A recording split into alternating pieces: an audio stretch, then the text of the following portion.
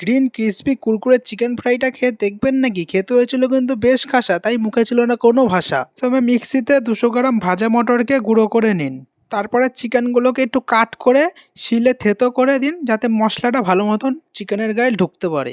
আর এখানে চিকেনটা ম্যারিনেশনের জন্য 2 চামচ আদা রসুন লঙ্কা পেঁয়াজ বাটা আর 1 চামচ করে নুন হলুদ লঙ্কা ধনের গুঁড়ো জিরের গুঁড়ো গরম মশলা আর গোলমরিচের গুঁড়ো দিয়ে একটা গোটা লেবু দিয়ে চিকেনটাকে ম্যারিনেশন করে 30 মিনিটের মতন রেখে দেবেন। এখন একটা মিক্সিং বলে একটা ডিম 2 চামচ অ্যারারুট 2 চামচ ময়দা আর 1 চামচ গোলমরিচ আর 1 কাপ জল দিয়ে ঠিক মোটাও না পাতলাও না একটা মিডিয়াম থিকনেসের ব্যাটার রেডি করে নিন। তারপরে মটর ভাজার গুঁড়োতে 2 চামচ ময়দা মিক্সড করে নিন, তাহলে চিকেনের গায়ের থেকে কোটিংটা ছেড়ে যাবে না। আপনারা কিন্তু ব্যাটারের মধ্যে নুন দেবেন না, কারণ মটর ভাজার মধ্যে অলরেডি আগের থেকে নুন দেওয়াই থাকে। তারপরে চিকেনগুলোকে ব্যাটারে ডোবান আর মটর ভাজার কোটিংয়ে কোট করুন আর গরম তেলে ফেলুন। ব্যাস, তাহলেই রেডি হয়ে যাবে মটর ফ্রাইড চিকেন।